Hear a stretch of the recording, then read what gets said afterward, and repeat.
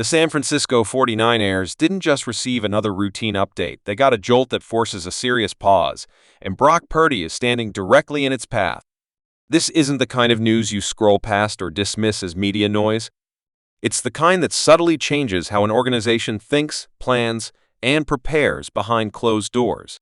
For a team built to win now, every signal matters, and this one landed louder than it looks on the surface. The timing alone makes it impossible to ignore, because it arrives at a moment when the 49ers should be operating with certainty, not recalibration. Brock Purdy has lived under a microscope since the moment he stepped onto the field, but this feels different. The conversation is no longer about whether his story is impressive or whether he can function inside Kyle Shanahan's system. Those questions have been asked and answered. What's emerging now is a far more uncomfortable discussion. How much margin for doubt still exists when Super Bowl expectations are non-negotiable? When an unexpected update forces the spotlight back onto your quarterback, it's rarely about one play, one game, or one stat. It's about trust, durability, and how much risk a championship contender is willing to tolerate. This is the phase where narratives harden and assumptions get challenged. The 49ers aren't reacting emotionally, they're evaluating coldly. And that's exactly why this moment matters. Because whether fans realize it or not, Brock Purdy isn't just being watched, he's being measured against the unforgiving standard of a team that believes anything short of a title is failure. Something just shifted inside the San Francisco 49ers organization, and whether fans want to admit it or not, Brock Purdy is standing right at the center of it. This wasn't a routine press conference comment.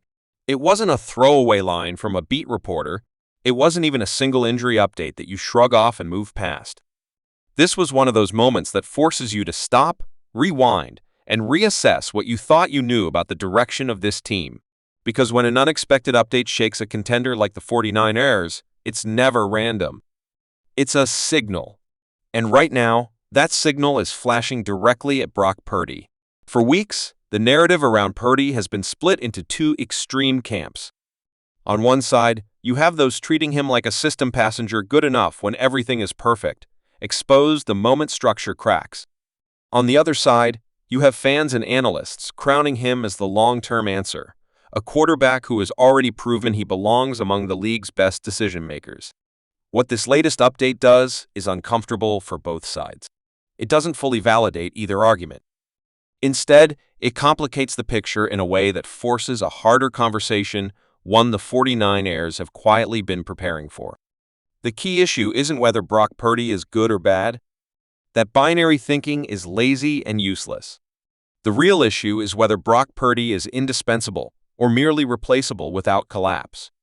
Championship organizations obsess over that distinction. Kyle Shanahan certainly does. And the unexpected update that just surfaced points to an organization internally stress testing that very question. Let's be clear about one thing before going further. Brock Purdy's rise was not a fluke. Seventh round or not, you do not accidentally process defenses at NFL speed, maintain poise under pressure, and repeatedly convert high-leverage downs against playoff-caliber teams. That doesn't happen by luck. Purdy earned his starting role. He won games. He commanded the offense effectively. But earning a role and owning the future are two very different things in this league. This is where emotion clouds judgment. Fans want certainty. They want quarterback they can emotionally invest in without reservation. But NFL teams don't think that way. They think in probabilities, downside risk, and playoff margins. And right now, the 49ers are acting like a team that understands just how thin the line is between we're set at quarterback and we need a contingency plan that can win in January. What makes this update especially jarring is timing. If the 49ers truly believe Purdy was beyond question, this wouldn't be happening now. Teams that are fully convinced don't quietly evaluate alternatives or adjust internal expectations. They double down publicly and privately. The fact that San Francisco isn't doing that should raise eyebrows.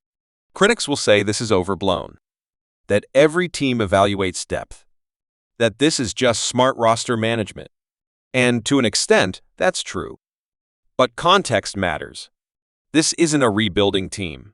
This is a roster built to win immediately. Windows like this close fast.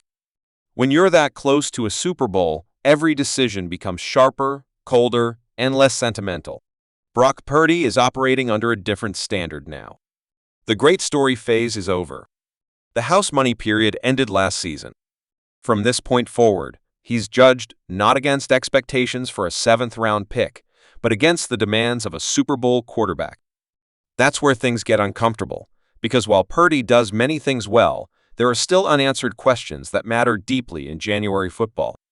One of the most persistent assumptions surrounding Purdy is that his processing speed and accuracy can permanently offset physical limitations. That assumption deserves scrutiny. Its true anticipation and timing can beat arm strength, but the margin for error shrinks dramatically in postseason football, where defensive speed increases, windows close faster, and coordinators are specifically hunting your tendencies.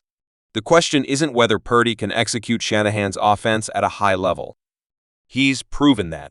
The question is whether he can win when the offense breaks down. That's where this unexpected update becomes important. It suggests the 49ers are internally questioning how much of Purdy's success is environment dependent. And that's not an insult, it's a reality check. Great systems elevate quarterbacks. Elite quarterbacks elevate systems when they collapse. The postseason separates those two categories brutally. Another uncomfortable truth is durability. Purdy has already had his body tested early in his career. While none of this suggests he's injury-prone, availability is not theoretical. It's empirical. Teams with championship aspirations cannot afford instability at quarterback. If there is even a moderate chance that Purdy's availability could become an issue under repeated physical stress that influences decision-making whether fans like it or not, then there's the contract horizon. Brock Purdy will not remain cheap forever. The moment you pay a quarterback real money, tolerance for limitations evaporates. The organization has to decide whether Purdy is a quarterback you build around or one you build with, knowing the structure must remain pristine. That distinction affects draft strategy, free agency, and long-term cap allocation. This update hints that the 49ers are already thinking ahead. They're asking the hard questions now rather than after a painful playoff exit. And that's what competent front offices do, even when fans resist it. Supporters of Purdy will argue, and fairly, that he has consistently answered doubts. That every time people move the goalposts, he delivered. That he's already beaten top defenses, led comebacks, and demonstrated leadership beyond his experience level. All of that is valid. But here's the counterpoint. The NFL is not about proving people wrong once. It's about sustaining dominance when the league adapts to you. Defenses now have full seasons of tape on Purdy. They understand where he prefers to go with the ball. They know how Shanahan structures reads for him. They know where pressure affects his timing. The next phase of Purdy's career is about counterpunching those adjustments. That's where quarterbacks separate themselves. The unexpected update doesn't mean Purdy is failing that test, but it does mean the 49ers aren't assuming success. And frankly, they shouldn't.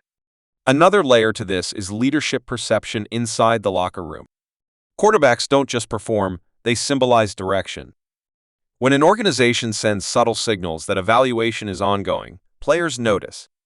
That can either sharpen focus or introduce uncertainty.